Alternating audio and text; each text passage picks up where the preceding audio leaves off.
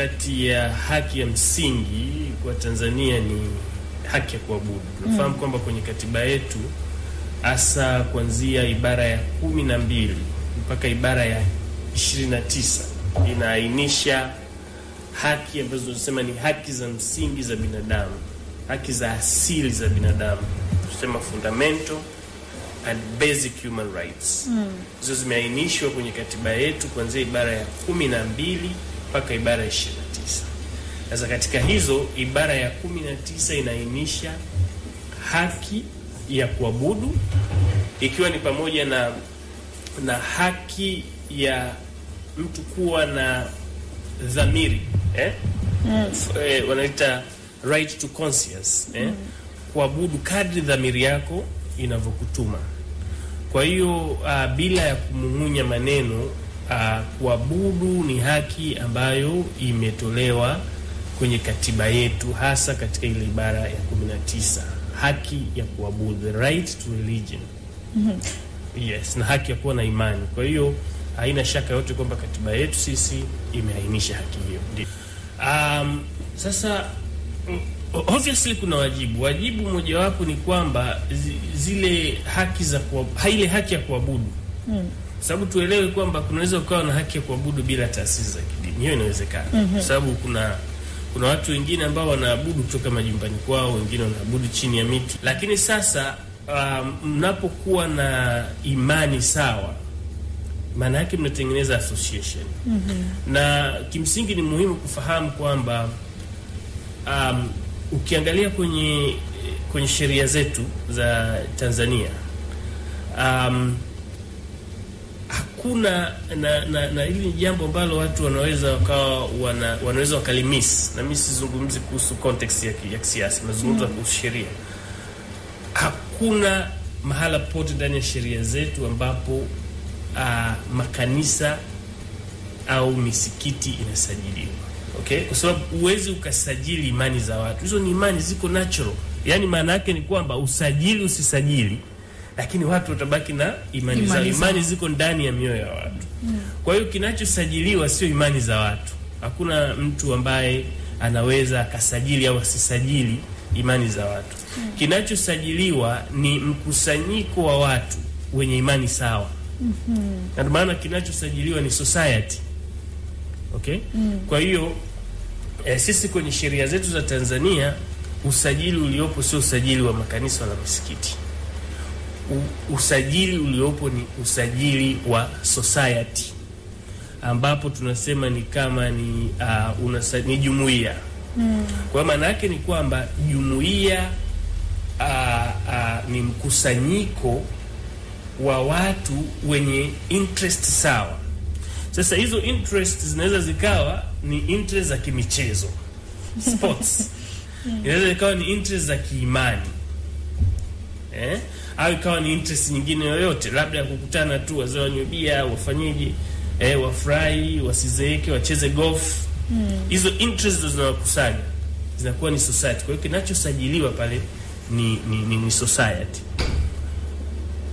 Kwa maana hiyo sasa umeuliza wajibu. Kwa hiyo wajibu mojawapo ni kuhakikisha kwamba kama unataka kuendesha sasa kuwa na jengo ambalo linaendesha jumuiya ya kidini, ni kwamba moja kati ya wajibu ulionao ni kusajili.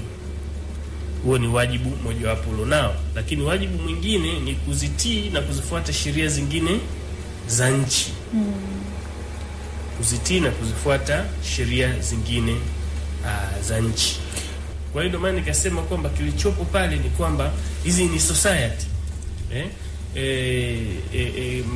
Kama nilivyosema, hivi vilabu vya mpira, vilabu vya aina yote vinasajiliwa kama society. Dini inasajiliwa kama society. So nachojaribu kusema ni kwamba na hiyo Society Act imetoa conditions ambazo inapaswa zifuatwe kwa ili jumuiya iweze kuendelea kuwepo. Kwa hiyo kwa maana hiyo kwamba kwenye hizi jumuiya zote kwa ujumla wake ni kwamba yako mambo ambayo yakifanywa yanaweza yakawa ni jinai. Lakini yako mambo ambayo Vile vile yakifanywa kwenye sheria ya Societies Act imeainisha mambo ambayo yakifanywa vile vile yanaweza yakampa mamlaka rais kuweza kuifunga society husika. Sasa whether hiyo society ni ya kidini au hiyo society ni ya kimichezo au kadhalika, lakini tuelewe vile vile kwamba kwa maana ile kwamba sisi tuna nchi yetu hii ni nchi ya utawala wa sheria. Kwa maana hiyo ni kwamba hayo mamlaka ya kuweza kufungia chombo ni lazima vile vile yafuate hiyo sheria. Tuachane na katiba. Hiyo sheria lazima yafuate sheria, na sheria hizo lazima ziwe kuna sheria za kimienendo, lakini vile vile kuna zile sheria ambazo tunaita substantive laws. Kwa hiyo substantive law in the circumstance tunazungumzia kwa mfano Societies Act, sheria za jumuiya hipo. Lakini vile vile kuna sheria za udhamini, nafikiri ni Trusteeship Act or something like that, Incorporation of Trust Act, something like that, ambayo ni sheria ambayo inaendesha namna ambavyo udhamini, yani trust ni kwamba ni kwamba unapoanzisha society tuna presuppose, tunachukulia kwamba kuna watu fulani ambao kuna uongozi fulani ambao unashika dhamana kwa ajili ya wale wengine. Ile ni trust. Kwa ile trust itasajiliwa chini ya sheria za udhamini. Alafu ukishasajili chini ya sheria za udhamini, wale wadhamini sasa watakuja kusajili society kwa niaba ya wengine. Uhuru wa kuabudu unalindwa kwanza, unalindwa kwa utashi. Unalindwa kwanza na sheria yenyewe, lakini unalindwa kwa utashi na vile vile kwa kila mwanajamii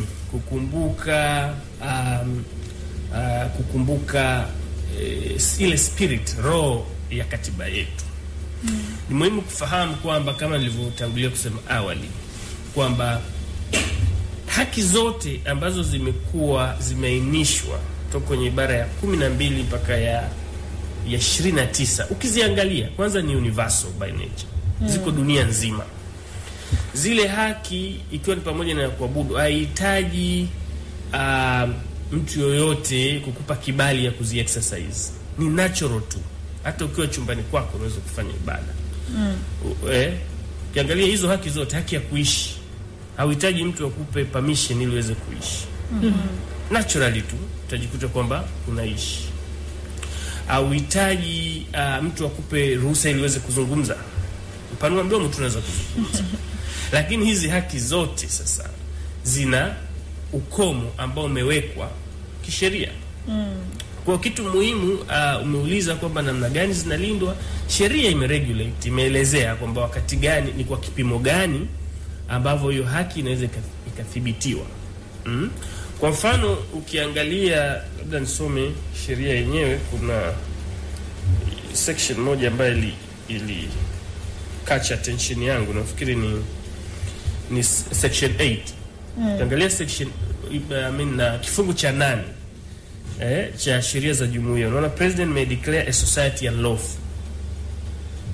Rais anaweza declare society yoyote iliyosajiliwa, ni ya kimpira hiyo, anaweza declare unlawful. Lakini sasa imeweka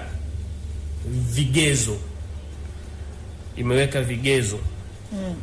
Kwa mfano wamesema hapa is being, kama itakuwa inatumika for the purpose prejudicial or incompatible with the maintenance of peace.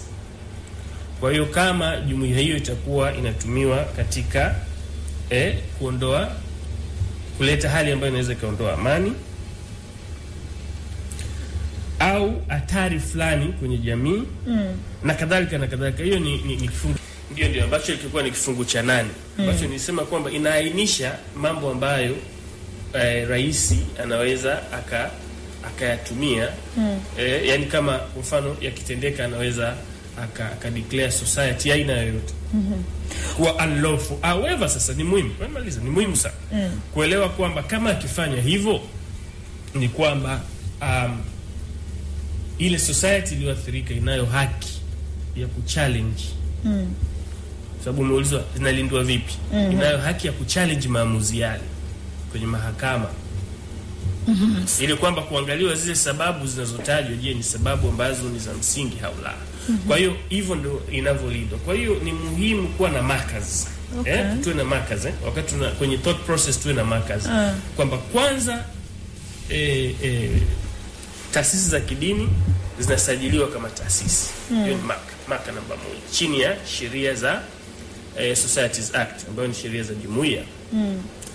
Lakini pili, maka ya pili muhimu ni kuelewa kwamba kuna, kama ulivyouliza, ziko obligations, kuna wajibu ambapo huo wajibu usipofuatwa, tumeona chini ya kifungu cha 8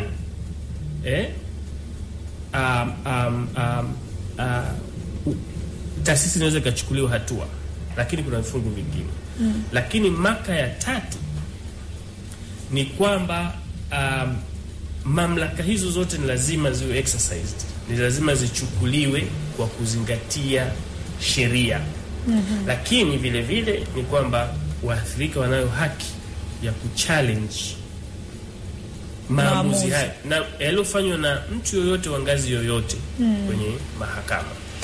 Lakini na maka nyingine, tunapokuja sasa kwenye ile haki yenyewe ya kuabudu, yani right to religion, right to thoughts, hiyo haki ni haki ya msingi na haiwezi, ile ya kuabudu, ile ya kusajili, yani ile jumuiya inaweza ukaikompa, lakini ile ya watu wenyewe ambayo iko ndani ya nafsi, hiyo imekuwa provided freely ndani ya katiba. Sasa unajua ni muhimu sana wakati mwingine, mimi ningependa ile swali la moja kwa moja, ni muhimu sana kulitizama hivi kwamba kama nilivyosema, mwisho wa siku usahihi, jambo kuwa sahihi au kutokuwa sahihi, sheria yenyewe inaeleza kwamba ni kitu gani ambacho kipo sahihi na ni kitu gani ambacho hakipo sahihi. Kwa sababu changamoto hilo swali ni kwamba tunaishi kwenye, yani jamii yetu inategemeana. Tunaishi kwenye jamii ambayo iko interconnected. Sawa? Kwa sababu kwa mfano daktari lazima amuongelee driver, kwa sababu ili afike kazini inabidi apande gari. Kwa hiyo tunaishi kwenye jamii ambayo iko connected. Na huyu mtu ambaye yuko kwenye mchezo naye anaenda kanisani. Kwa uwezo kaambia huyu wa michezo asizungumzie kuhusu kanisa au msikiti, kwa sababu inawezekana sadaka zake hazitumiki vizuri. Kwa kusema ukweli, hilo ni swali gumu. Mimi ninachofahamu ni kwamba siasa, kama unavyosema, siasa ni maisha. Ninachoweza kukisema ni kwamba kwa jambo lolote unalozungumzia, iwe unazungumzia mpira, uwe unazungumzia dini, uwe unazungumzia jambo lolote unalotaka kulizungumzia, unataka kuzungumzia ndoa, unataka kuzungumzia afya, kwa sababu nafahamu kwenye misikiti na kanisa watu wanazungumzia afya. Asiweze kusema msizungumzie afya, ni sehemu ya madaktari. Unaelewa? Issue muhimu hapa ni kwamba, je, unachokizungumza kitapelekea kuwepo na amani au amani kutoweka? Ukiangalia hiyo section 8 ndio inachozungumza. Kwa hiyo sasa nani ambaye ana uwezo wa kusema hichi kinachozungumzwa kinaweza kuhatarisha amani? Ni mamlaka husika. Lakini wanaposema hivyo, kwa sababu wao ndio wana utaalamu wa mambo ya amani na ulinzi. Sasa wakisema hivyo, huyu aloambiwa akiona hajaridhika ataenda mahakamani. Mahakama sasa itatoa tafsiri whether hicho kilichozungumzwa kinagusa amani au hakigusi amani.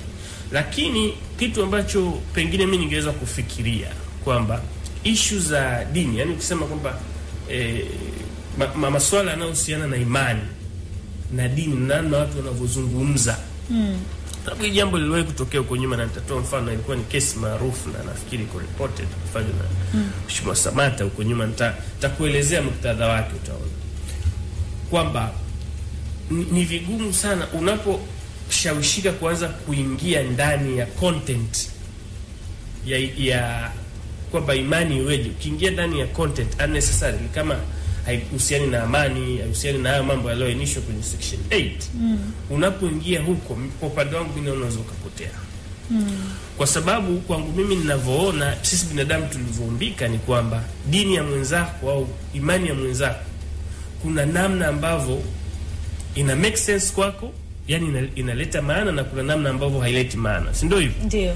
Na ndio maana sababu ya kwake huyo haileti maana, ndio maana unaamua wewe kwenda kwenye dini nyingine. Kwa hiyo issue muhimu hapa ni kwamba ili utengeneze jamii iliyoshikamana ni lazima umove kwa principles. Yaani natakiwa umove kwa misingi, kwa kanuni. Usimove kwa kutaka kustipulate kwamba nini imani sahihi, nini sio sahihi. Utapotea, lazima utapotea. Lazima utapotea. Kwa sababu hata Kristo mwenyewe na mitume walishindwa kufanya hivyo. Kwa hiyo wewe unachoangalia una move kwa principle. Na principle iliyopo ambayo ilifanywa kwenye kesi moja maarufu. Kesi moja maarufu kwa sababu kuna kwenye penal code, kwenye sheria za jinai, kuna kifungu kimoja kinasema kwamba ni kosa la jinai kutweza au kuongelea vibaya imani ya mwenzako. Sasa kuna mhubiri mmoja wa imani nyingine akisema bwana Yesu sio Mungu. Akashtakiwa. Sasa alivyoshtakiwa, sasa issue inakuja ili yeye aweze kuexpress imani yake ni lazima aseme Yesu sio Mungu. Yaani sasa utamkatail vipi? Utasemaje ametweza dini ya mwingine kwa kusema Yesu? Kwa hiyo ndo nayakumbuka maneno ya Samata, akasema kwamba ili tujenge jamii stahimilivu ni lazima tukumbuke kwamba hata pale ambapo ukubaliani kifikra na mwenzako, lakini una wajibu wa kulinda haki yake ya kuzieleza fikra zake. Sawa, na hiyo ilitoka kwa Volatai kule, alisema I don't agree with you profoundly, but I will respect and protect your right to your opinion. Kwa hiyo nachojaribu kusema ambao ni message muhimu hapa ni kwamba tusiingie kwenye jamii yetu, hatupasi kuingia kwenye mtego wa kuanza kwenda kwenye content. Kwenye content ya kwamba Wahindu wanaamini nini, kwa sababu ukija ukaangalia kwamba Wahindu wanafanyaje pale, unaweza ukaona kwani sasa, lakini wewe heshimu. Wao wanasemaje heshimu, huyu anasemaje heshimu. Sasa hiyo ni wajibu ambao tunao wote kwenye jamii, viongozi na wananchi. Mimi siwezi nikasema kwamba Gwajima maneno yake alikuwa kichonganishi au la. Siwezi nikasema hivyo. Nachoweza kusema ni kwamba whether alikuwa ya kichonganishi au hayakuwa ya kichonganishi, sisi ukiangalia kwenye hizi sheria za kitaasisi hawasajili mtu, wanachisajili cha watu. Kwa tunafahamu mtu akisema maneno ya kichonganishi, hiyo ni crime. Incite, wanasema the crime ya kuincite.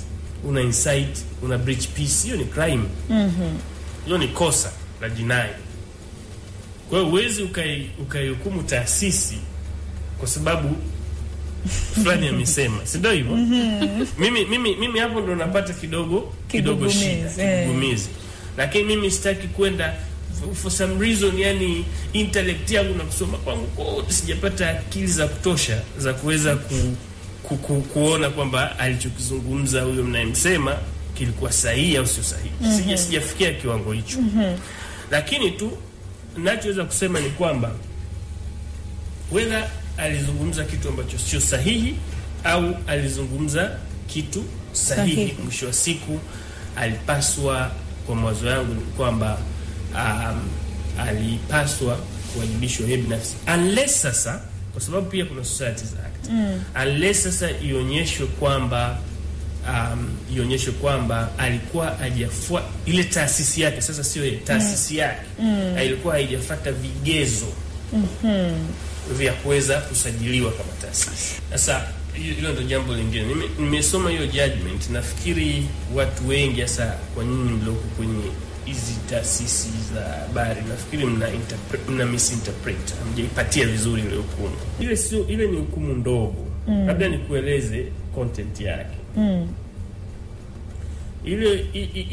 Ile inaonekana kwamba kwa jinsi nilivyoisoma facts zake, inaonekana kwamba kuna mtu, inawezekana ni taasisi, wakili wa taasisi ameleta shauri kwa ajili ya kujaribu kuzuia yale maamuzi ya kubatilisha au kutengua au kubatilisha shughuli za hilo kanisa. Hiyo ndio facts. Kwa hiyo alivyoleta yale maombi hata hayajasikilizwa, to the best of my knowledge ni kama hayajasikilizwa, kwa sababu kilichotokea pale kwamba wale wali raise PO, yani wame raise mapingamizi ya awali upande wa state, waendesha mashtaka upande wa jamhuri waka raise PO, pingamizi la awali kwa mujibu wa maamuzi hayo, ambapo ile pingamizi walo raise wanasema kwamba ile taasisi iliyosimamishwa na taasisi ambayo imekuja kulalamika majina ni tofauti. Kwa maana hiyo wakasema mahakama haina mamlaka ya kusikiza ile shauri. Hiyo ni argument ya state. Ni argument tu. Yaani mahakama yenyewe haijazungumza mambo kabisa tunayozungumza nini. Kwa hiyo mahakama ilichokisema sasa ikasema kwamba wao wametupilia ile pingamizi la serikali, wamelitupilia mbali kwa kigezo ya kwamba kama ni issue ya majina kuwa tofauti, wamesema pale kwamba hiyo ni issue ya local standard, hiyo ni issue ya kwamba kumshtaki mtu sahihi au sio sahihi, au kushtakiwa na mtu sahihi au sio sahihi. Hii sio issue ya mamlaka ya mahakama. Kwa hiyo wakatupilia mbali. Kwa maana hiyo, kwa uelewa wangu ni kwamba ina maana kwamba sasa ndio mahakama ina move forward baada ya kutupilia ile pingamizi, na move forward kusikiliza hayo maombi. Sasa hayo maombi yenyewe ndio tunasema kwamba hatuwezi tukayazungumzia kwa sasa hivi kwa sababu bado yanaendelea mahakama. Lakini nafikiri na it is very important. Ndio maana mwanzo nilikuwa nakuuliza maswali. Mahakama imesema, mahakama haijasema hivi. Ni muhimu sana tuipate right, na hata kwa nyinyi mnao report vizuri, kwa sababu mimi nimesoma at least word by word. Kwa hiyo sema sasa pengine labda kinacholeta confusion ndio sasa kuhusu the pragmatic world, yani dunia ambayo tunaishi na dunia ya sheria. Kwa hiyo kama nilivyokuwa nasema ni kwamba tafsiri yake iliyoko ndo hivyo. Jambo lilokuwa labisha. Sasa nikawa nazungumza kwamba nikawa nasema utofauti uliopo kati ya vitu vinavyofanyika kwenye sheria na kwenye majibizano ya sheria na vitu ambavyo vinafanyika kwenye ulimwengu wa kawaida wa siasa na ulimwengu wa kawaida. Kwamba ukiangalia arguments sasa wanazokuja nazo upande wa jamhuri kwenye ile state, nafikiri arguments ni muhimu kusema arguments. Sio mahakama. Arguments zao ndo nafikiri zimeleta hiyo sintofahamu kwamba kama unasema kwamba huyu ni tofauti, wakati inaweza ikaleta mambo mengi ambayo mimi sidhani kama ndo topic yetu leo. Yes, kwamba okay, kwa mfano sasa kama ni taasisi tofauti lakini kule pamefungwa na watu wapo kule, sasa wale ni trespassers. Sasa ina maana kwamba unasema hawakuenda kwenye sehemu sahihi. Kwa hiyo hizi arguments za upande wa state, lakini sasa mwisho wa siku hizo arguments zenyewe hazikupata mimi naona kwamba mwisho wa siku hazikupata mibaraka ya mahakama. Lakini kama zingepata mibaraka ya mahakama, ingekuwa na counterintuitive effect in my view. Yani ingekuwa na matokeo kama hayo ambayo mlikuwa mkiadhania kwamba okay, kwa hiyo kumbe tunasema kwamba sio kule ni kwingine. Lakini nafikiri kama ilichokizungumza ni kwamba hii ni issue ya local standard, sio issue ya jurisdiction. Kwa hiyo yani maana yake ni kwamba tunazungumzia issue ya whether anaishtaki ni right party, ni mtu sahihi ambaye alipaswa kushtaki au la, lakini sio issue ya jurisdiction. Kwa hiyo mahakama ilishia pale, at least kwa maamuzi hayo ambayo mlikuwa mkizungumza. Sasa sijafahamu kama kuna maamuzi mengine yalifuatia baada ya pale, lakini sidhani. Siwezi nikalizungumzia hilo, lakini nafahamu kwamba wale walioenda mahakamani walienda mahakamani kwa sababu tayari waumini wao wanasubiri. Kwa maana hiyo ni kwamba na maana kwamba majibu sasa watayapata mahakamani huko. Na majibu bado hawana. Hilo lilozungumzwa ni mambo ya wanaisa ni mambo ya awali, preliminary issues. Kwa hiyo ilikuwa ni mambo ya awali. Lakini kama ambavyo nimesema, mimi ukiniuliza personal opinion, nilikuwa nafikiri kwamba connection ambayo mtu yuko na Mungu wake haipaswi kusubiri hata dakika moja. Lakini kwa yule sasa ambaye ni mlengwa, sio ambaye anaonekana kwamba ni shida, nilikuwa nafikiri kwamba huyo angepaswa kuwa identified yeye kama yeye, lakini isiguse wale wengine ambao wao wanajiainisha kwa Mungu kupitia hiyo imani ambayo wamejitengenezea. Hiyo imani yao lazima iko centered around tafsiri yao ya tofauti na kadhalika ndio imewaleta pamoja. Kama nilivyosema kwamba kama hawakufuata zile taratibu za kujisajili kama jumuiya, basi hiyo itakuwa iko ni swala ambalo sasa haliwezi likazuilika, kwamba kama hauna usajili sawa sawa, na maana kwamba hauna utambulisho sasa. Kwa hiyo maana nikasema naamini kwamba there is a certain level, kuna level fulani ambayo mwisho wa siku sisi tutakuwa tunakosa taarifa. Uzuri wa mahakama ni kwamba inaweka watu katika position ya kwamba zile taarifa zote ambazo zitasaidia kuweza kupata maamuzi fulani lazima zitapatikana. Najua ndio unani interview, lakini nitakuuliza, unajua changamoto tulionayo sasa hivi hapa ni kwamba, kwa mfano nafikiri tunajaribu sana kuzungumzia ili sakata la kanisa la Ufufuo na Uzima. Lakini mimi nafikiri tuliona wote ile public notice ya kulifungia ile kanisa. Sidhani kama walisema ni kwa sababu wamezungumza siasa.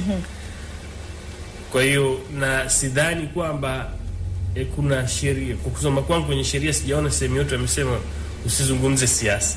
Kama nilivyosema, nimesema kwamba kwenye sheria imesema kwamba haupaswi kufanya shughuli zozote zitakazovunja amani. Sababu siasa haivunji amani, siasa ni kitu kizuri. Siasa, lengo la siasa si kuvunja amani, ni kuimprove.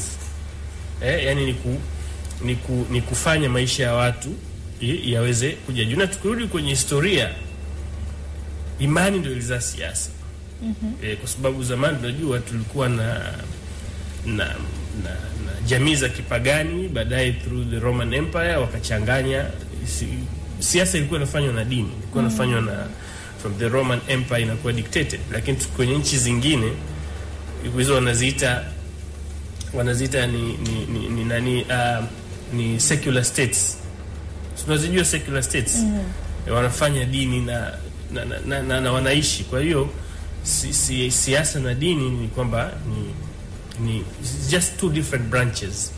Tunasema kwamba whether unafanya dini au siasa, kuna limits ambazo zimewekwa. Siwe inavunja amani, siwe inahatarisha usalama wa taifa na kadhalika na kadhalika. Section 8. Mimi nasema tusome kifungu cha 8 cha sheria za jumuiya. Lakini sasa na ni muhimu tuzingatie kwamba hakuna sehemu yote ni guesswork. Hakuna sehemu yote ambayo hatujui. Mimi binafsi sifahamu kwamba chanzo hasa cha kanisa hilo kufungiwa ni nini, kwa sababu barua isemi kwamba ni siasa. Sijaona mimi kwenye barua kama wamesema kama ni siasa. Kama siasa ni kosa. Na maana kwamba wanasiasa ndio walimuinvite. Wakataka awe afanye siasa na wakati huo afanye injili kwa wakati mmoja, kwa sababu waliona ni kitu kinafaa. Kwa maana hiyo ni kwamba kama ingekuwa ni kitu ambacho ni illegal pase, yani siasa yenyewe ni illegal, ina maana kwamba at first place asingeruhusiwa kuingia huko kwenye siasa. Kwa hiyo nafikiri kufanya siasa kama nilivyosema, in the look of things, tukiangalia vitu, kufanya siasa na dini wala haikatazwi, na ndio maana alikuwa mbunge na akakubaliwa, na wanajua kwamba na walikuwa wanamuita pale, na sio yeye tu, wapo watu wengi. Sasa issue iliyopo, ndio maana nikasema tuangalie vizuri kwamba issue ni nini. Section 8 narudi pale kwenye kifungu cha 8 kinazungumza jumuiya inaweza ikafungwa au ikawa terminated kwenye vitu gani. Nimeelezea, narudia kusema tena, pale ambapo inaweza ikapelekea uvunjifu wa amani. Na vitu vingine ambavyo vimeainishwa kwenye hiyo section 8 pamoja na vifungu vingine. Sasa issue hapa ni kuangalia, je, kulikuwa na hizo element kwenye mazungumzo, lakini sio siasa kwa ujumla, kwa sababu kama tunavyosema ni kwamba tunaona kwamba hivi vitu vinashabiana. Tunaona wanasiasa wako bungeni, na vile vile tunaona wabunge wako kwenye makanisa. Kwa hiyo sidhani kama hilo ni shida pase.